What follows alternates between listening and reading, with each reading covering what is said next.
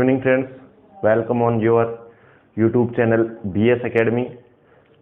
आज हम बायोमोलिक्यूल्स के 5th पार्ट का अध्ययन करेंगे। इससे पहले अपने कार्बोहाइड्रेट के बारे में चर्चा की थी। आज हमारा टॉपिक होगा प्रोटीन, जो एक महत्वपूर्ण टॉपिक है। इससे संबंधित क्वेश्चंस हमेशा बोर्ड परीक्षाओं में पूछे जाते हैं, कंपटीशन एग्जाम में भी आते हैं। इसको देखिए किस प्रकार से एक वीडियो लेक्चर में हम कैसे खत्म करेंगे। इस वीडियो को पूरा देखना स्टार्टिंग से एंड तक। प्रोटीन,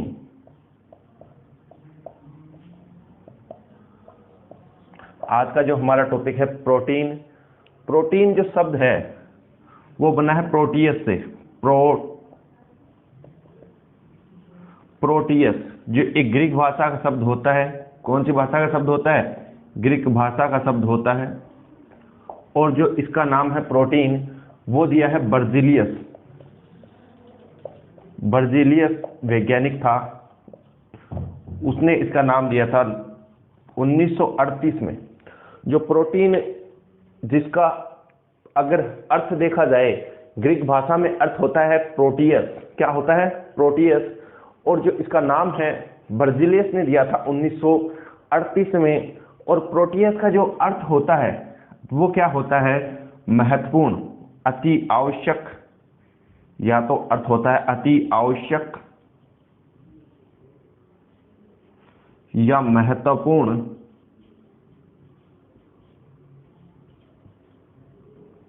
और प्राथमिक।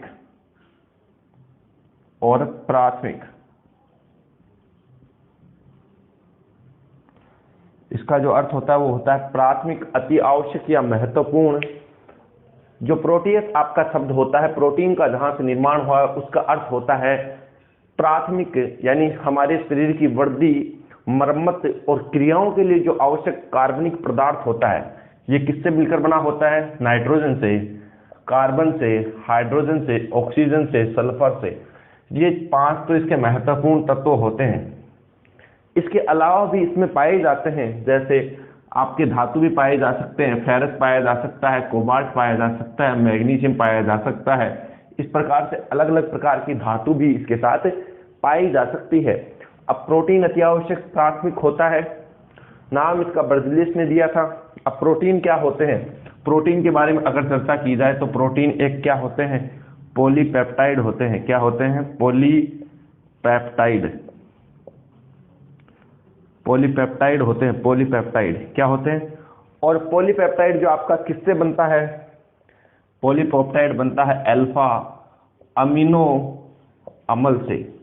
किससे बनता है? अल्फा अमीनो अम्ल से। जो आपके पॉलीपेप्टाइड होते हैं वो किससे बनते हैं? अल्फा अमीनो अम्ल से। और जो इनके बीच में जो बंध होता है उसे कहते हैं पेप्टाइड बंध। कौन सा बंध कहते हैं? पेप्टाइड बंध। पेप्टाइड बंध। कौन सा बंध पाया जाता है? पेप्टाइड बंध। तो आपने ये देखा जनरल संरचना जो प्रोटीन के बारे में होती है। प्रोटीन एक जटिल कार्बनिक पदार्थ होता है और ये nitrogen, carbon, hydrogen, oxygen, sulphur से बना होता है। नाम इसका बर्जीलियस ने दिया। प्रोटियस इसका जो ग्रीक भाषा का अर्थ होता है अति आवश्यक या महत्वपूर्ण और प्राथमिक। प्रोटीन किससे बने होते हैं? पॉलीपेप्टाइड। और पॉलीपेप्टाइड किससे बने होते हैं? अल्फा अमीनो अम्ल से। अब अपन चर्चा करते हैं प्रोटीन का जो वर्गीकरण होता है, उस पर चर्चा करते हैं हम। प्रोटीन का वर्गीकरण,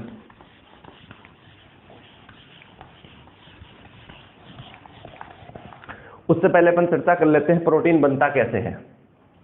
प्रोटीन बनता कैसे है? प्रोटीन का संगठन।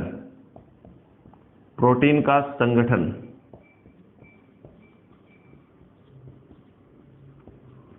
पहली बात, प्रोटीन अल्फा अमीनो अम्ल के बहुलक हैं। किसके बहुलक हैं? अल्फा अमीनो अम्ल के बहुलक हैं।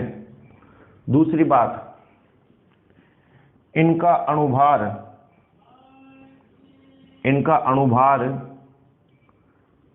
10,000 से अधिक होता है। कितने से अधिक होता है? 10,000 से अधिक होता है। इनमें पॉलीपेप्टाइड बंध पाया जाता है, पॉलीपेप्टाइड बंध पाया जाता है, बंध पाया जाता है।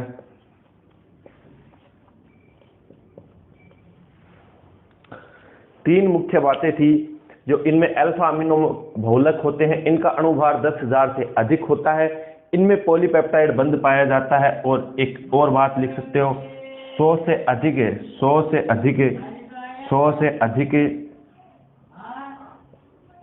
अमीनो अम्ल होते हैं, 100 से अधिक अमीनो अम्ल होते हैं, 100 से अधिक अमीनो अम्ल होते हैं, 100 से अधिक अमीनो अम्ल होते हैं।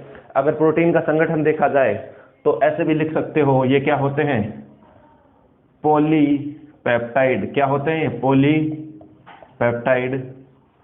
और पॉलीपेप्टाइड से क्या बनता है आपका पेप्टाइड, और पेप्टाइड से आपके क्या बनते हैं, आपके अल्फा अमीनो अम्ल या अमाइनो एसिड्स, अमाइनो एसिड।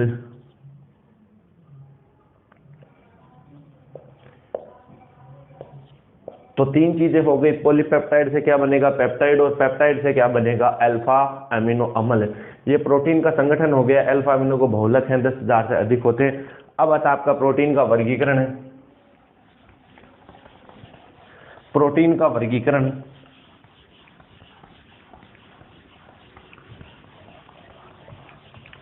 तो देखो प्रोटीन का वर्गीकरण आप अलग अलग प्रकार से कर सकते हो। प्रोटीन का आप वर्गीकरण करना चाहो तो आप देखो इस प्रकार से कर सकते हो। सबसे पहले प्रोटीन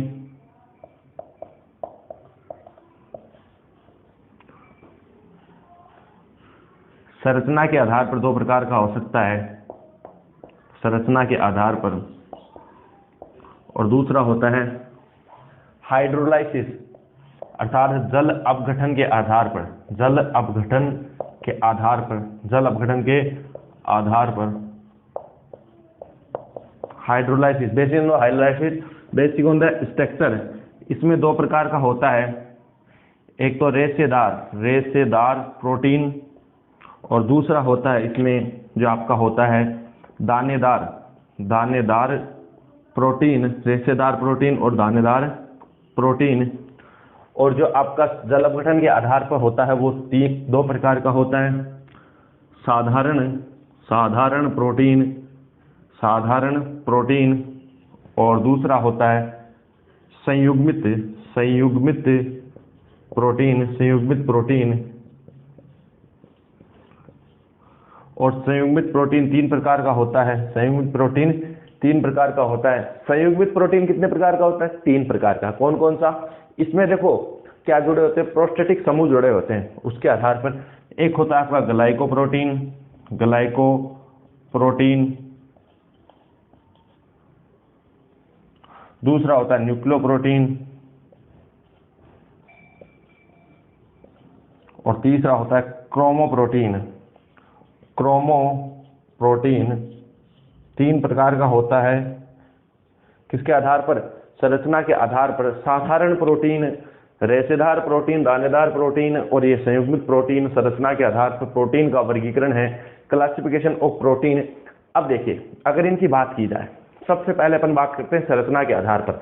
रेशेदार, देखो रेशेदार की बात की जाए तो इनकी संरचना क्या होती है, समतल संरचना होती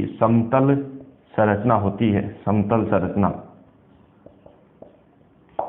इनकी संरचना कैसे होती है, समतल संरचना होती है। जल में एविले होते हैं, कैसे होते हैं, जल में एविले होते हैं, समतल संरचना होती है। ये इनकी कुंडलित संरचना होती है। दूसरी बात इनके बारे में, जल में विलय होते हैं, जल में क्या होते हैं, विलय होते हैं। इसके उदाहरण देखे जाएं, एग्जाम्पल देखे जाएं इसके, अगर रेशेदार की एग्जाम्पल देखे जाएं तो कोलेजन, मायोसिन और कीरेटिन कोलेजन, मायोसिन, केराटिन। मायोसिन और कोलेजन आपकी पेशियों में पाए जाते हैं। केराटिन आपके बालों में पाए जाने वाला प्रोटीन होता है। रेशेदार प्रोटीन की बात करें तो समतल संरचना होती है, जल में अविलय होता है और इसको जैसे खींचा जा सकता है, इसको खींचा जा सकता है यानी ये। और दूसरा आपका जो प्रोटीन होता है जल में विलय, इसमें एग्जाम्पल आते हैं आपके हीमोग्लोबिन, हीमोग्लोबिन और एल्बुमिन। इंसुलिन भी इसी में एग्जाम्पल आता है, इंसुलिन, हीमोग्लोबिन, इंसुलिन और आपका एल्बुमिन। ये प्रोटीन क्या होते हैं, ये किसके एग्जाम्पल हैं आपके? हीमोग्लोबिन किसका संकुल होता है? फेरस का संकुल होता है। इंसुलिन हार्मोन आपके जो मधुमेह रोग होता है उसमें काम आता है। और एल्बुमिन आपके रक्त में पाए जाने वाला प्रोटीन होता है, कुंतलित अवस्था में होती है, जल में विलय होते हैं। ये इनके बारे में था। दूसरा साधारण प्रोटीन। साधारण प्रोटीन जल अपघटन पर, किस पर? जल अपघटन पर, अर्थात हाइड्रोलाइसिस पर एक चीज देते हैं। क्या देते हैं? अमीनो, अर्थात कौन सा अमीनो? अमीनो अम्ल देते हैं। क्या देते हैं? केवल क्या देते हैं? अमीनो अम्ल देते हैं। क्या देते हैं? केवल अमीनो अम्ल देते हैं। जबकि संयुग्मित प्रोटीन दो चीज देते हैं। संयुग्मित प्रोटीन कितनी चीज देते हैं? दो चीजें देते हैं। एक तो अमीनो अम्ल, क्या क्या देते हैं? अमीनो अम्ल और प्रोस्टेटिक स्टैटिक समूह, प्रोस्टेटिक समूह, अर्थात प्रोटीन का जो अप्रोटिक भाग होता है उसे क्या कहते हैं? प्रोस्टेटिक समूह देते हैं। दो चीजें देते हैं, अमीनो अम्ल और प्रोस्टेटिक समूह देते हैं, अर्थात दो भाग देते हैं। और संयुग्मित प्रोटीन तीन प्रकार के होते हैं। साधारण प्रोटीन का उदाहरण होता है एल्बुमिन, साधारण प्रोटीन का उदाहरण होता है एल्बुमिन। ग्लाइकोप्रोटीन का उदाहरण होता है, ग्लाइकोप्रोटीन में प्रोस्टेटिक समूह कौन होता है? कार्बोहाइड्रेट है, कार्बोहाइड्रेट है। क्योंकि आपको पता है कार्बोहाइड्रेट, क्योंकि ग्लाइकोजन क्या होता है? कार्बोहाइड्रेट। और इसका उदाहरण होता है मायोसिन। क्या होता है? मायोसिन। इसमें जो आपका प्रोस्टेटिक समूह होता है न्यूक्लिक अम्ल होता है। क्या होता है? न्यूक्लिक अम्ल। और इसका उदाहरण है न्यूक्लिन।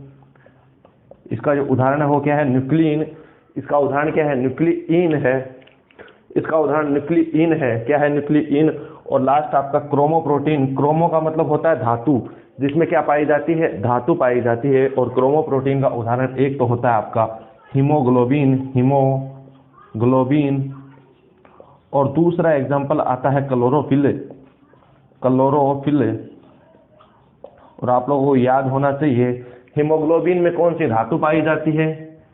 हीमोग्लोबिन, हीमोग्लोबिन में धातु पाई जाती है वो है आपकी फेरस। और आपकी जो क्लोरोफिल है उसमें पाई जाती है, क्लोरोफिल, उसमें कौन सी धातु पाई जाती है? मैग्नीशियम। क्रोमोप्रोटीन किसे कहते हैं? जिसमें क्या पाई जाती है? धातु पाई जाती है। किस क्या पाई जाती है? धातु पाई जाती है। जल अपघटन के आधार पर साधारण प्रोटीन जो केवल क्या देता है? अमीनो अम्ल देता है। दूसरा संयुग्मित प्रोटीन जो अमीनो अम्ल और अप्रोटिक भाग, प्रोस्टेटिक समूह भी देता है। और ये तीन प्रकार के होते हैं। ग्लाइको मतलब कार्बोहाइड्रेट, न्यूक्लिक अम्ल मतलब न्यूक्लिक अम्ल और न्यूक्लिन इसका उदाहरण है। क्रोमोप्रोटीन अर्थात क्रोमो मतलब धातु, क्रोमियम वगैरह धातु होती है। हीमोग्लोबिन में फेरस और क्लोरोफिल में मैग्नीशियम पाया जाता है। ये होता है आपका प्रोटीन का वर्गीकरण। अब आगे चलते हैं अपन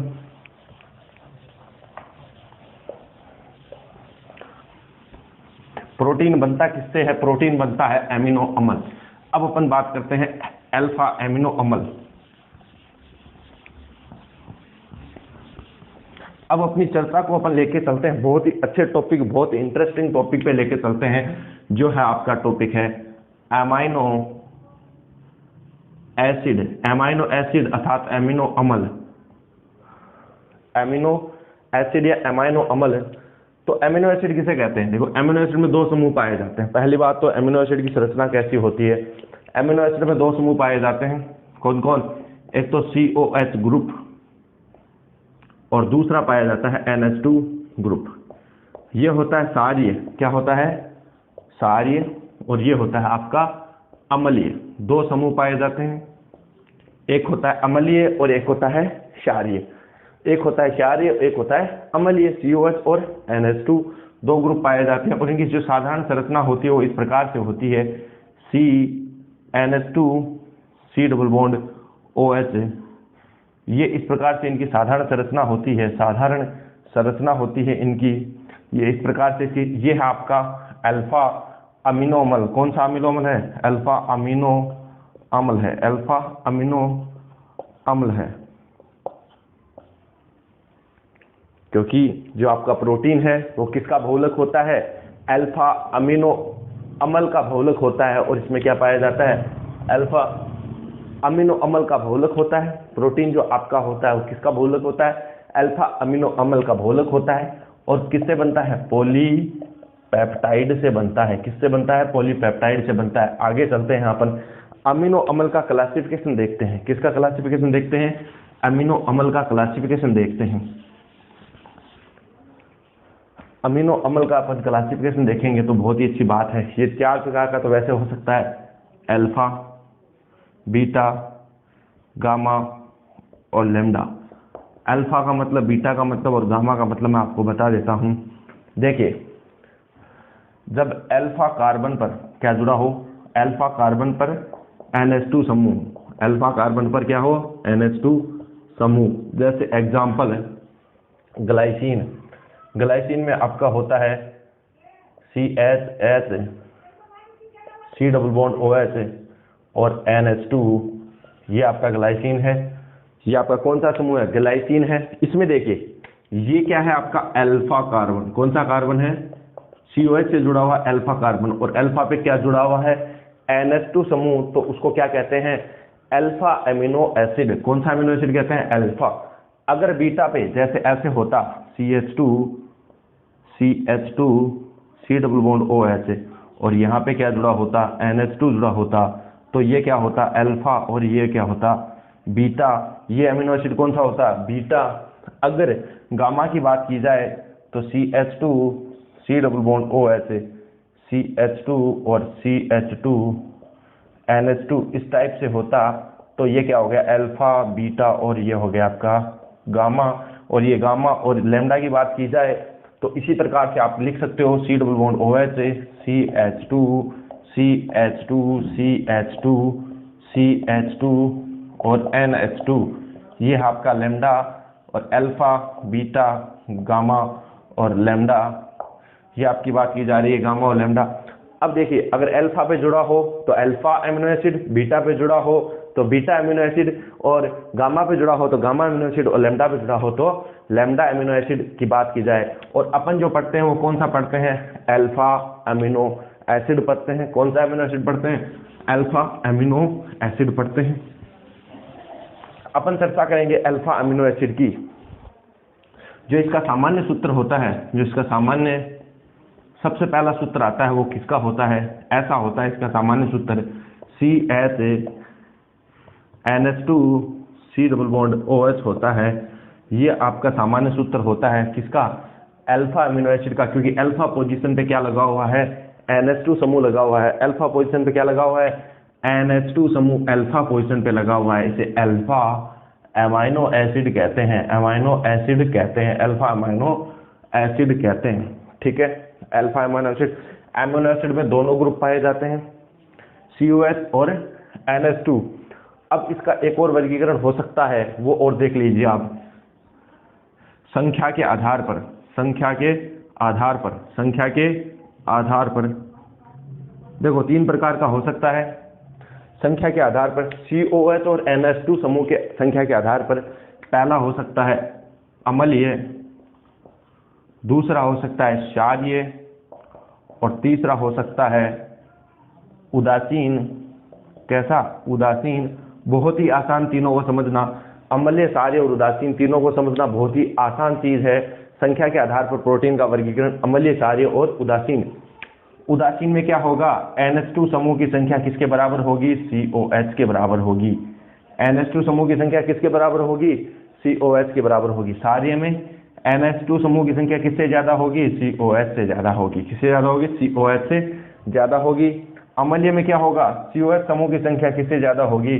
NH2 समूह से ज्यादा होगी। इनके अगर एग्जाम्पल की बात की जाए, इनके एग्जाम्पल देखते हैं अपन अब। तो अगर इनके एग्जाम्पल की बात की जाए तो देखिएगा इनके एग्जाम्पल आपको मिलेंगे। इसका एग्जाम्पल आपको अमलिया का मिलता है एस्पार्टिक अम्ल।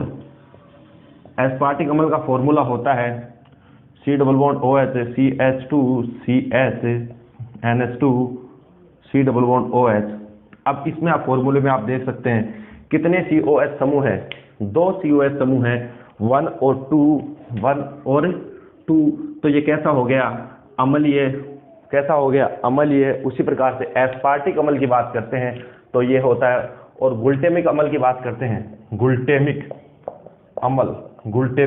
अम्ल की बात करेंगे तो ये होगा C double bond OH CH2 CH NH2 C double bond OH।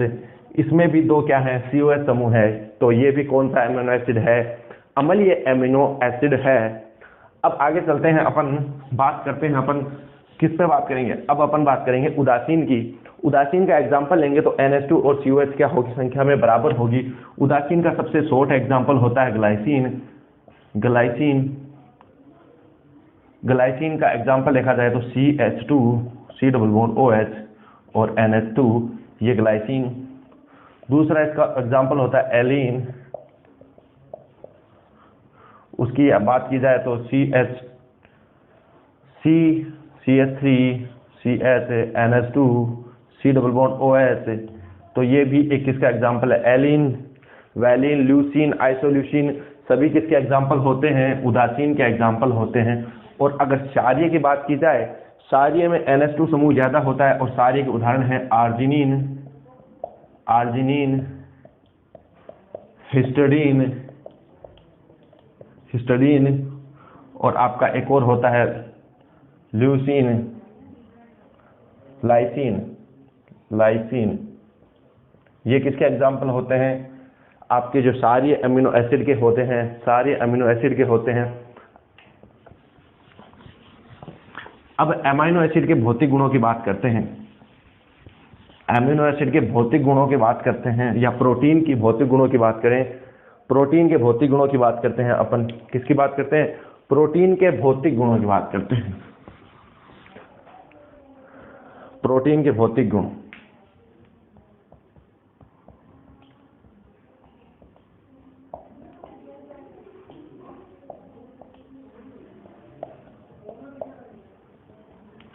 पहला गुण बात की जाए, प्रोटीन के भौतिक गुणों की बात की जाए तो पहला गुण आप देखोगे ये क्या होते हैं, क्रिस्टलीय ठोस।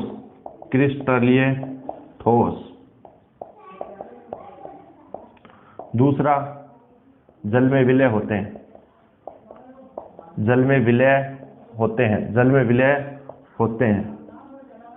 ठीक है, जल में विलय होते हैं।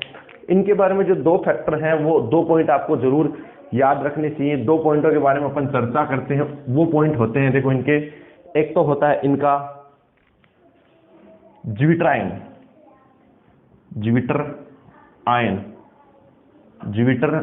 या इसको कहते हैं एम्फोलाइट आयन। ज्विटर आयन या एम्फोलाइट आयन, ये क्या होता है, देखिए एमिनो एसिड का जो फॉर्मूला होता है, जो CH2 C double bond OH और NH2, ये ग्लाइसिन है। अगर इसमें देखा जाए तो देखो क्या होता है, ये इस प्रकार से बना लेता है CO minus CH2 NH3 plus, अर्थात प्लस और माइनस। ये कैसा समूह है, अम्लीय समूह है, और ये कैसा है, क्षारीय समूह है।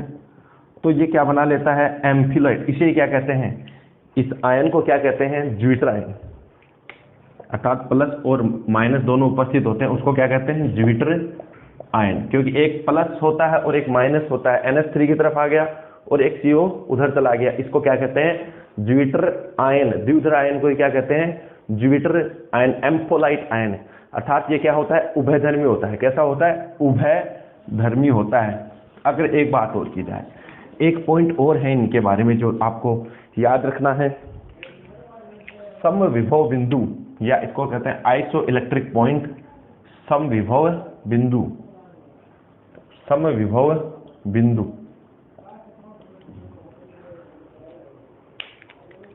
समविभव बिंदु में आता है आपका एक पॉइंट आता है, समविभव बिंदु किसी पीएच पर किसी पीएच पर अल्फा अमीनो अम्ल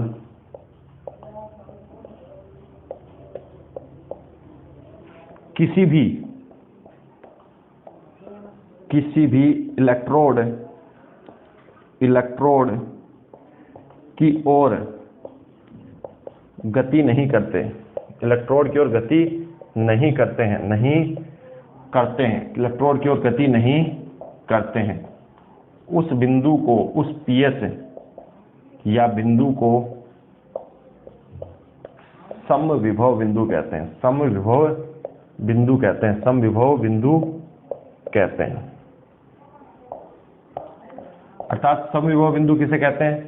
समविभव आइसो इलेक्ट्रिक पॉइंट का मतलब होता है किसी भी पीएच पर जब, यानी जो आपका एमिनो एसिड है वो किसी भी इलेक्ट्रोड की ओर गमन नहीं करता, ना तो प्लस की ओर ना माइनस की ओर, बिल्कुल फिक्स होता है, उस बिंदु को क्या कहते हैं? समविभव बिंदु। इसको क्या कहते हैं? समविभव बिंदु। किसी पीएच पर अल्फा अमीनो अम्ल किसी भी इलेक्ट्रोड की ओर गति नहीं करता, उसे क्या कहते हैं? उस पीएच या बिंदु को क्या कहते हैं? समविभव बिंदु कहते हैं, समविभव बिंदु कहते हैं। अपने ड्यूटराइन पे बात कर ली, समविभव बिंदु बात कर ली। अब अपन बात करते हैं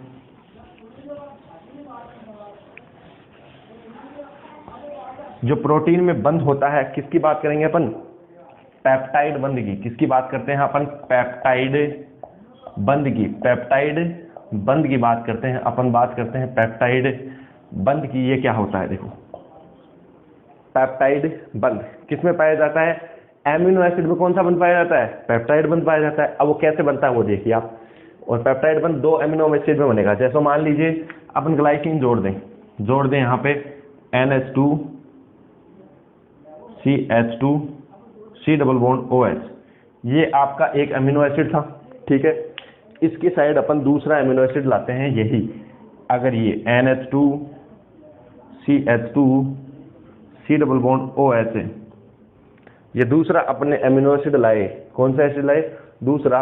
तो यहाँ से तो क्या निकलता है? OH, और यहाँ से निकलता है H, यहाँ से H और यहाँ से OH निकलकर -H2O बन के देखो क्या बनाता है? NH2 CH2 C double bond O NH CH2 C double bond OH। ये इन दोनों में देखो, इन दोनों में जो बंध है, इस बंध को क्या कहते हैं? ये जो बंध उपस्थित है इसको क्या कहते हैं? जो यहाँ पे बंध पाया जाता है इसको क्या कहते हैं? पेप्टाइड बंध। इसको कौन सा बंध कहेंगे आप? पेप्टाइड। देखो ये CONH, पेप्टाइड बंध। इसको बंध कौन सा कहते हैं? पेप्टाइड बंध। ये बंध कौन सा है? पेप्टाइड बंध, अर्थात CONH। इस बंध को क्या कहते हैं? पेप्टाइड बंध।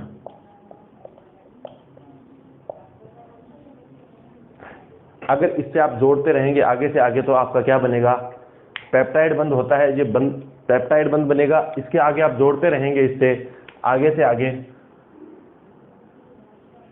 पेप्टाइड बंध बनेगा, और इससे आगे आप जोड़ते सकते हैं कि किस प्रकार से। देखो इस साइड COH वापस जोड़ दीजिए आप, और इस साइड आप क्या जोड़ सकते हो? NH2 वापस से जोड़ सकते हो। इस प्रकार ये जुड़ता रहेगा और पेप्टाइड बंध बनते रहेंगे, और क्या बन जाएगा? पॉलीपेप्टाइड। क्या बनेगा? पॉलीपेप्टाइड। और पॉलीपेप्टाइड ही क्या होता है? एक प्रोटीन।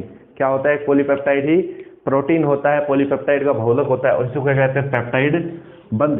पेप्टाइड बंध किस में पाया जाता है? प्रोटीन में पाया जाता है। किस में पाया जाता है? प्रोटीन में पाया जाता है। अब देखिए पॉलीपेप्टाइड की अगर संरचना देखें अपन तो इस प्रकार से हो सकती है: CH2 CONH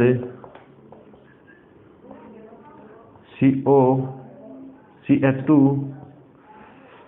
CO double bond ऐसे, ठीक है, और NH।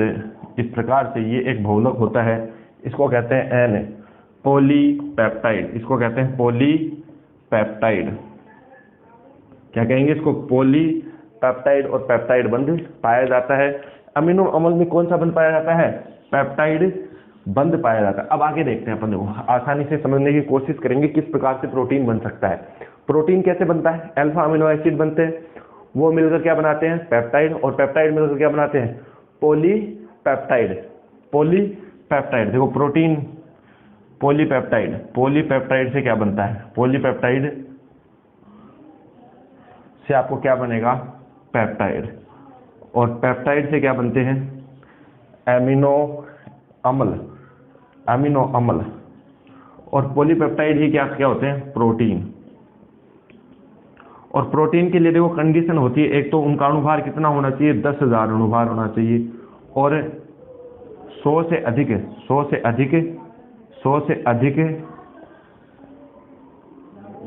एमाइनो एसिड होने चाहिए, 100 से अधिक एमाइनो एसिड होने चाहिए, 100 से अधिक क्या होने चाहिए, एमाइनो एसिड होने चाहिए, 10,000 से अधिक अणुभार होना चाहिए, वो ही क्या बना लेते हैं, आपके पॉलीपेप्टाइड बना लेते हैं, पॉलीपेप्टाइड बना लेते हैं।